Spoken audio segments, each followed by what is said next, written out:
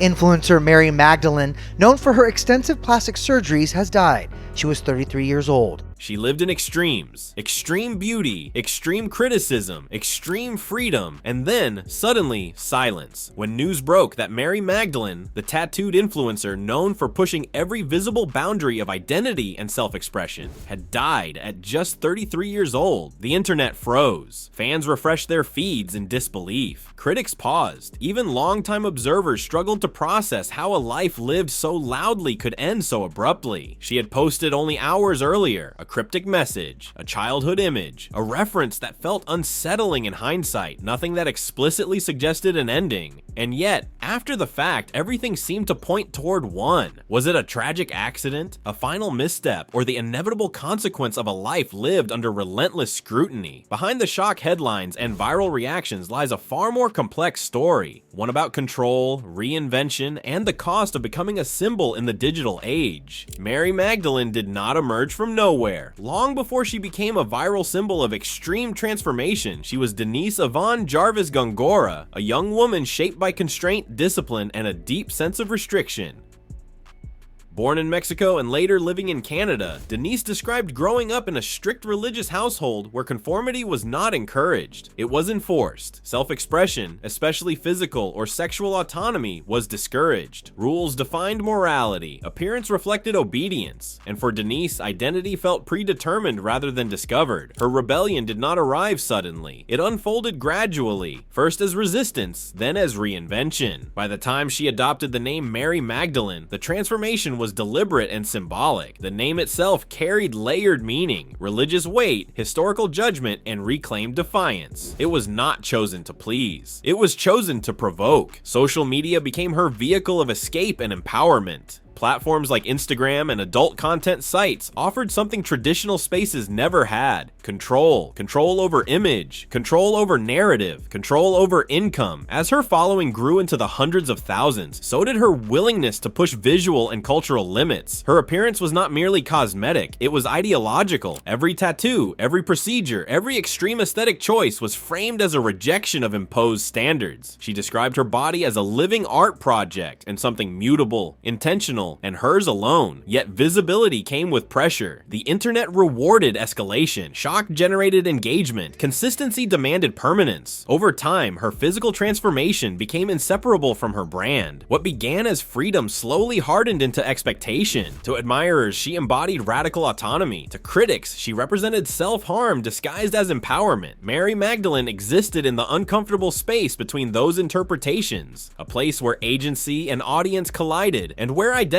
was both shield and spotlight. The event that ended Mary Magdalene's life unfolded with unsettling quiet. She died after falling from a 9th-floor apartment balcony in Patong, Phuket, Thailand. She was 33 years old. Emergency responders pronounced her dead at the scene. Local authorities reported no immediate signs of struggle, forced entry, or third-party involvement. Her personal belongings were found inside the apartment. Flip-flops were discovered on the balcony, suggesting she had been alone at the time. Thai police classified the case as a sudden death, while forensic and toxicology reviews were conducted. Investigators reviewed CCTV footage and examined the apartment as part of routine procedure. Officials repeatedly emphasized that no conclusions would be drawn prematurely, but the factual outline did little to slow public reaction. Just hours before her death, Mary Magdalene posted on Instagram. The message referenced The Truman Show, a film often associated with surveillance, artificial realities, and the psychological strain of living under constant observation. Accompanying the reference was an image from her childhood,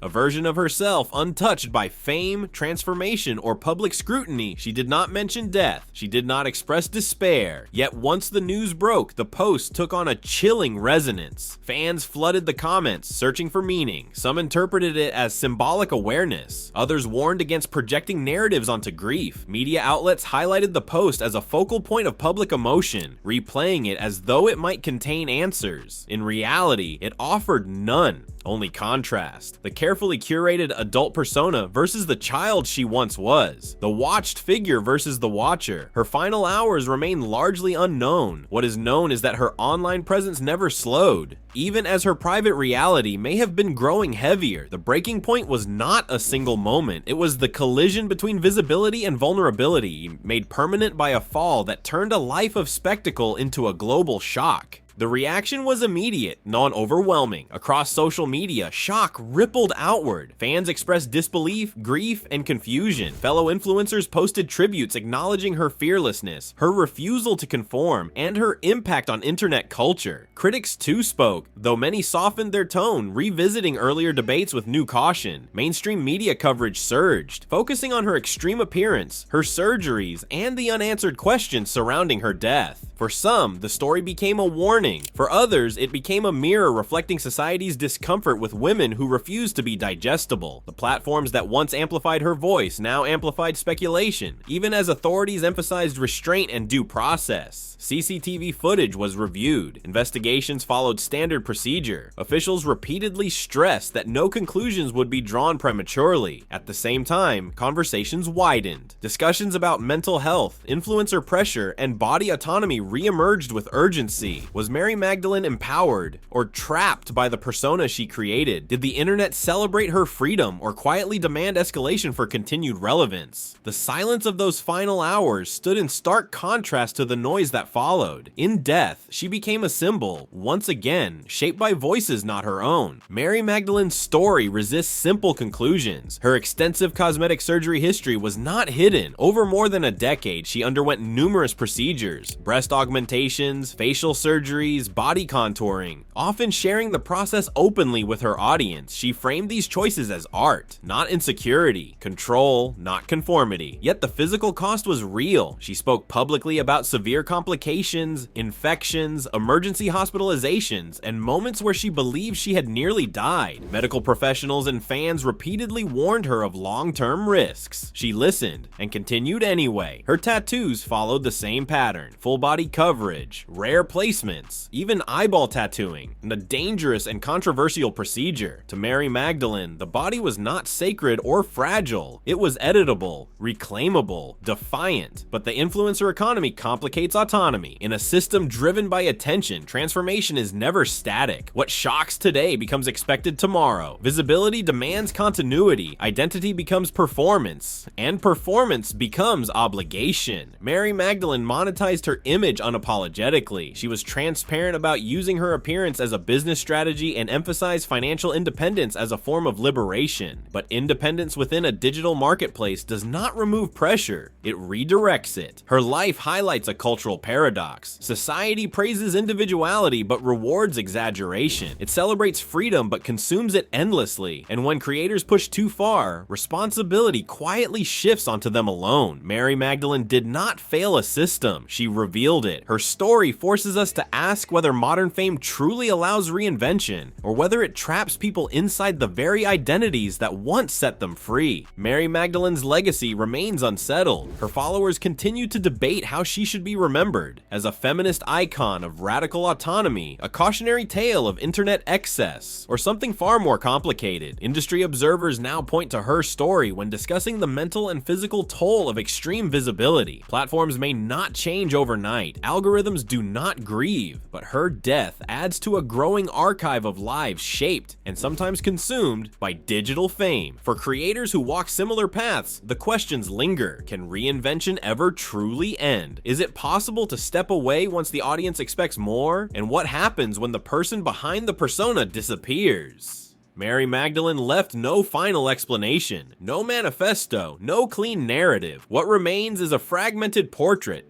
powerful, troubling, and deeply human. Mary Magdalene lived without compromise. She refused to soften herself for comfort. She refused to shrink for approval. Every choice she made, aesthetic, professional, personal, was rooted in the belief that her body and identity belonged to her alone. And yet, her story exposes a painful truth. The world consumes defiance as entertainment. It applauds rebellion until it becomes inconvenient. It rewards visibility while offering little protection from its weight. Mary Magdalene was not a myth. She was not a warning label. She was a person navigating a digital world that demands extremes and offers applause instead of safety nets. Her death leaves unanswered questions, not just about how she fell, but about how much pressure a person can carry while being endlessly watched. Perhaps the most unsettling part of her story is not the end itself, but how familiar it feels. A life built in public, a persona larger than the person beneath it, a silence that arrives only after everything stops. Perhaps fame can amplify freedom, but it can also erase the space to rest, to retreat, to simply exist. Mary Magdalene's life does not ask to be judged. It asks to be understood, and in that understanding lies the uncomfortable responsibility we all share as viewers, as consumers, as witnesses.